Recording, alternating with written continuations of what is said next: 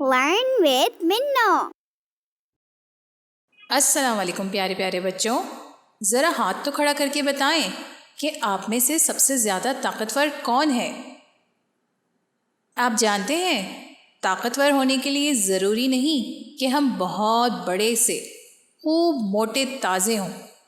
طاقتور ہونے کے لیے تو بس ایک چیز چاہیے اور وہ ہے ہمت۔ جی بچوں، اللہ تعالیٰ نے انسان کی ہمت میں بڑی زبردست طاقت رکھی ہے۔ یہی ہمت ہی تو ہے جو اکثر لوگ اونچے اونچے پہاڑوں پر جہاں شدید سردی ہوتی ہے وہاں بھی چلے جاتے ہیں۔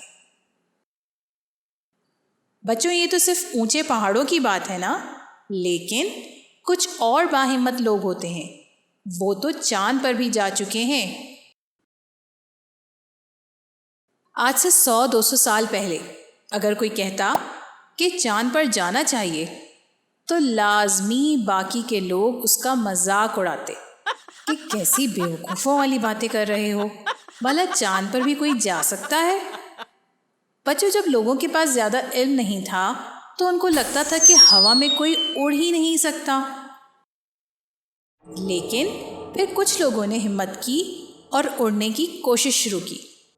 اگر آپ ہسٹری پڑھیں تو ہمیں پتہ چلتا ہے کہ سب سے پہلا باہمت انسان جس نے اڑنے کی کوشش کی وہ ترکی کا ایک مسلمان تھا۔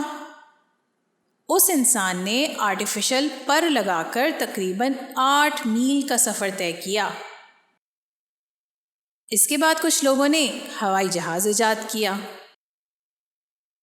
تو بچوں، ذرا مجھے یہ تو بتائیں کہ سب سے پہلا انسان کیسے اڑا؟ جی بالکل ٹھیک، ہمت کے ذریعے۔ اور آہستہ آہستہ لوگ ہمت کرتے کرتے ہوائی جہاز بنانے کے قابل ہو گئے۔ بچوں، قدرت نے ہمت میں بہت طاقت رکھی ہے، اس کا استعمال ہم سبھی کرتے ہیں۔ کچھ لوگ زیادہ ہمت سے کام کرتے ہیں تو کچھ کم ہمت ہوتے ہیں۔ اب آپ خود ڈیسائیڈ کریں کہ آپ اپنی ہمت کسی اچھے کام میں لگائیں گے یا برے کام میں۔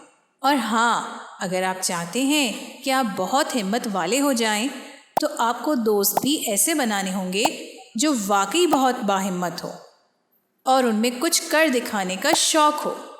بچوں، آخری اور سب سے ضروری بات، کوئی بھی کام ہمت کے بغیر ہو ہی نہیں سکتا۔ اب جیسے آپ کو پیاس لگی ہو تو اس کے لیے بھی اٹھ کر پانی پینا پڑتا ہے، ورنہ بیٹھے رہیں پیاسے کسی کے انتظار میں۔